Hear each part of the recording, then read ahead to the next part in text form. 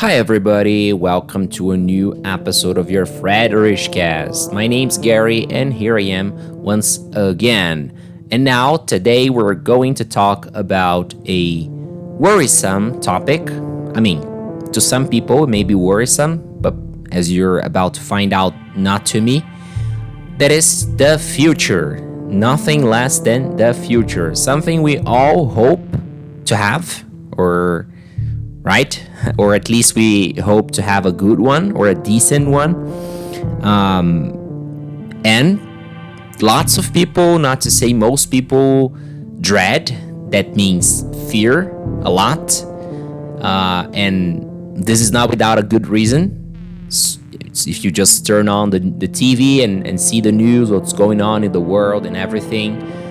But if you are someone present in our podcast here, you will obviously remember a few episodes ago I recorded an episode about the past, and more than just the past, but how the present days are, in general terms, of course, better than it was 100 years ago, and of course 1,000 years ago.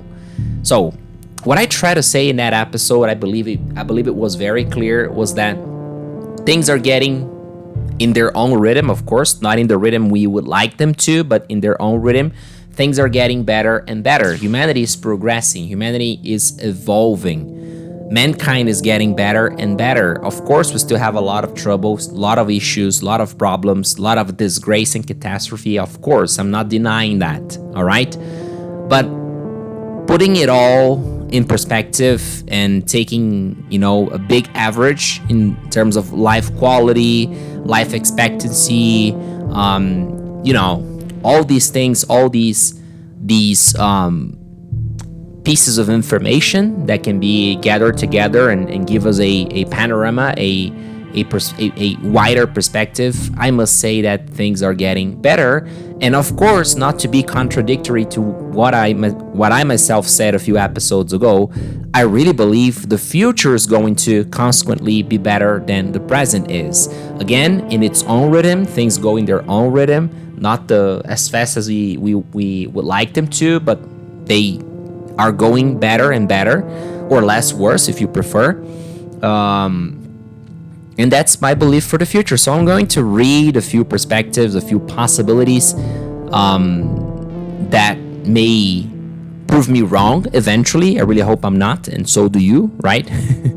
we all should believe I'm wrong here. Although some people, surprisingly enough, seem to like to be pessimistic about the future. But I really believe that these people just don't mean it. They just don't know what they're talking about. But yeah, so without further ado, go grab a cup of coffee, tea, whatever it takes, beer, because it's Friday, first of all, and it's really, really warm. It's been a warmth cloud, or conjunction of clouds above us, according to meteorologists, that has been causing this really, really warm temperature. And yeah, sorry if you were expecting I was to talk about Carnival, because to be honest, I just remembered that this weekend is Carnival right now, at this very moment, where, of course, I had already selected a episode about it, okay? I believe nobody's gonna miss it. I mean, a topic of Carnival, there isn't much to be said, at least not in a English perspective, right?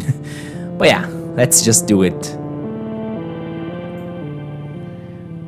All right, so my biggest partner ever in this podcast, ChatGPT, I asked it to provide some the top possibilities of a catastrophes that could make humanity stop from existing, or stop from existing the way we know it, right? And of course, it gave me the most known ones, right? For example, let's just start off in order. The first one, it says it's climate catastrophe, right? Things are changing. Temperatures are rising apparently. I mean, certainly, and apparently it's because of the CO2. Scientists apparently argue about it. I'm using the word apparently a lot, but you know what I'm trying to say here. Second is nuclear war. I think that's the biggest fear out there. You know, few people, when we talk about apocalyptic catastrophes, wouldn't think of a nuclear war, right? Nuclear weapon used in a large scale, conflict in a large scale with nuclear weapons, like Russia versus United States, or China versus United States, or China and Russia versus United States, or something like that, right? Third, still fresh in our memories, a global pandemic, just like COVID, but 100 times worse. Believe me, ladies and gentlemen, there could be something way worse than COVID, right? Be that in a natural arrival, so to say, a natural outbreak, or even bioengineered, okay? Believe it or not, there are diseases that are kept in laboratory. This is no conspiracy theory, okay? This is reality. And are studied as possible war weapons. Yeah, that's the word we live today. Believe it or not. Artificial intelligence takeover. I mean, I don't really believe that this has a big possibility. A possibility, yes, of course. 1 in a million, why not? But not a big possibility. I think Hollywood movies have made our minds, more susceptible to believe that such things could happen. AI is growing rapidly, technology is growing rapidly, but still not enough to take over us. I don't want to underestimate the guys, especially ChatGPT himself here, being so extremely helpful in our episode today, and almost all the episodes here. But that's what I think. Ecological collapse, all right. I really believe that we can have some real bad situations going on, but no more than, not to a level where we could get extinguished as humanity. You know what I mean?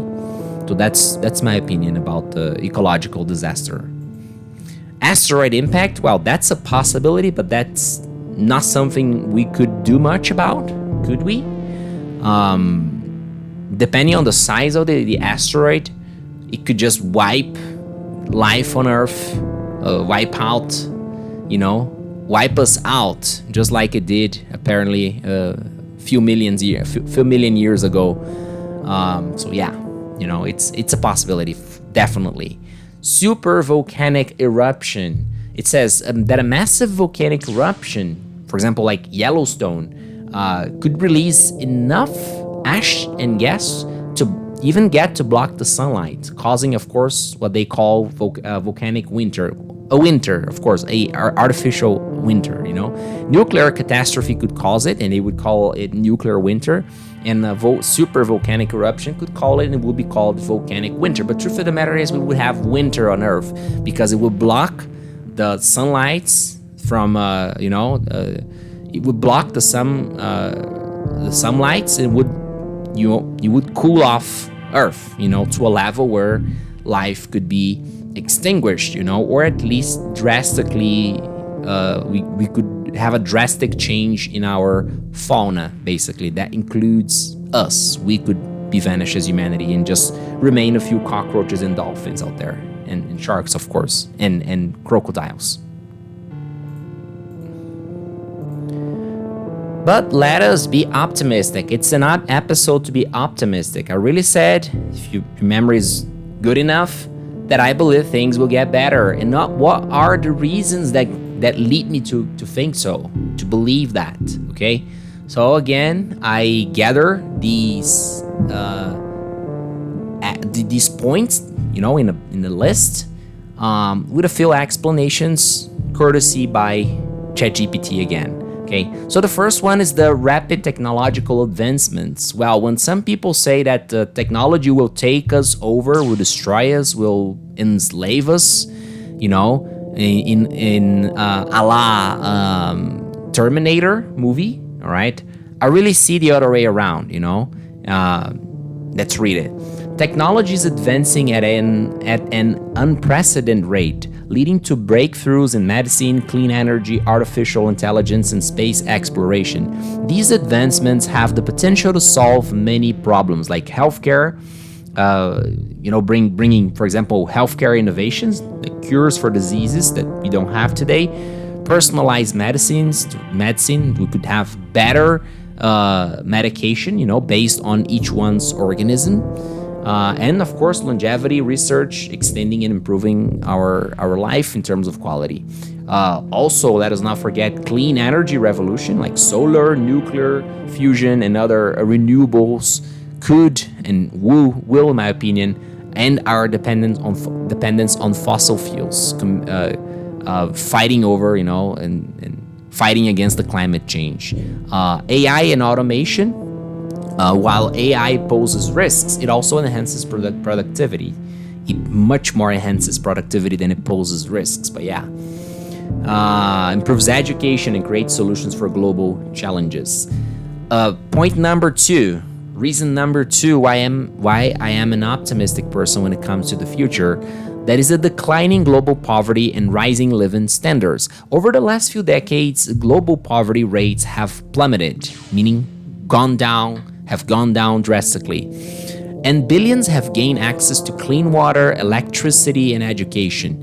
Let us see and check some facts. Extreme poverty, living on less than $2 a day has declined from 42% in 1981 to less than 9% today. 42% in 1981. I was born in 1989, ladies and gentlemen. So a few years before I was born, 42% people living with less than $2, literacy rates, life expectancy, and child survival rates have all improved dramatically. Yeah, and before you say that, hey, $2 in 1981 were more than $2 today, yes, of course, but that doesn't change much of the situation, all right?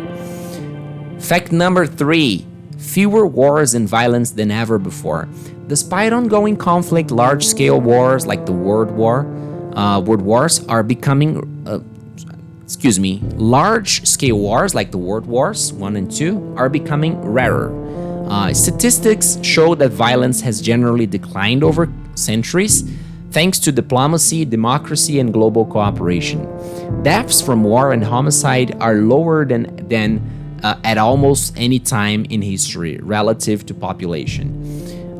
Organizations like UN, NATO, and international treaties reduce the likelihood of large-scale conflicts. That's true. We can throw any kind of criticism over UN and NATO, but this is a fact. Number 4, scientific progress in space exploration. The possibility of interplanetary colonization, Moon, Mars, etc., could ensure humanity's survival beyond Earth. Advances in space tech, for example, reusable rockets, space telescopes, exoplanet discovery, could expand human potential. Science continues to unravel mysteries of the universe, leading to new possibilities we can't even predict yet. 5. Human resilience and problem-solving ability. Humanity has faced and overcome major challenges throughout history, like plagues, world wars, economic collapses. When faced with crises, we innovate and adapt. The speed at which vaccines were developed during COVID-19 shows us our growing capacity to solve global challenges. Global cooperation on AI ethics, climate action, and sustainability in growing also show how human resilience and problem-solving ability is something or are things that we are not so poor or bad at as humanity, of course. Reason number 6 why I'm an optimistic and believe things will be better in the future. Expanding human rights and equality. More people live in democracies today than ever before. Social movements have led to progress in gender equality, LGBTQ plus rights, and racial justice. Access to education and economic opportunities is expanding globally. That's so true. There's nothing to say when facts speak by themselves. Reason number seven why I'm not optimistic about the future of humanity.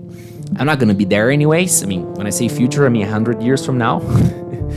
I'm probably not going to be there. If I am, hi, myself, you're listening to this in 2021, 25, but I'll probably be in my last days. But yeah, hopefully not. Number seven, breakthroughs in environmental protection. Renewable energy is cheaper than fossil fuels in many places. Governments and corporations are increasingly investing in climate solutions. Reforestation, carbon capture, and sustainable technologies are improving. Reason number 8, internet and global connectivity. More people than ever have access to knowledge, online education, and economic opportunities. It's true, so true. So are we living in a perfect world in terms of education? Of course not. We're way far from that. But that's true. We're making a hell of a progress compared to the past decades. The digital revolution has made it easier to collaborate globally and innovate. Number 9, future generations are more aware and engaged. Younger generations are increasingly focused on solving global challenges. Awareness of climate change, ethics, and in AI and sustainable living is at an all-time high. That's true. I have a daughter myself. I know what I'm talking about here. If you have kids too, you know that it's true. The unknown possibilities of the future. Throughout history, humanity has constantly been surprised by positive breakthroughs. There are unknown innovations and discoveries ahead that will transform. Let me correct it quickly. That will transform life in ways we can't predict today. So yeah, the conclusion of ChatGPT here is pretty much the same I have. Things are going to get better. Maybe they get a little worse on the way, which is a possibility, of course, but they will eventually get better. They have already gotten better, and I absolutely have not many reasons to believe that the odds are against us optimists, right? So, well, as I said before, I really hope and believe and hope I am right about it, and so should you, right? Because one of the things I don't like about the mindset, and if you're young, if you're in your 20s, early 20s, or if you're a teenager and you're listening to me right now, first of all, congratulations, because you're probably Brazilian, and if you're listening and understanding what I'm saying, you're above average, right? At least today, to 2025.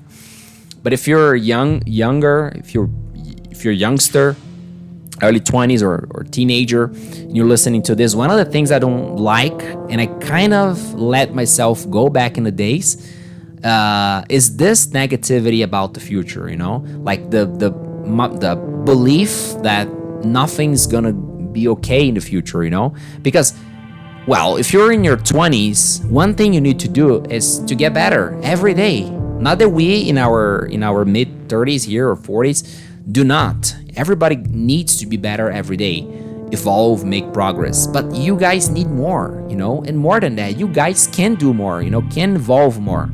I'm not pointing fingers at you and saying, hey, get a life. No, that's not what I'm saying. What I'm saying is, no matter how much you try to deny this reality, no matter how much you try to deny it, the reality of the fact is you can and you should be a better person every day. A better person, not a perfect person. Don't get me wrong.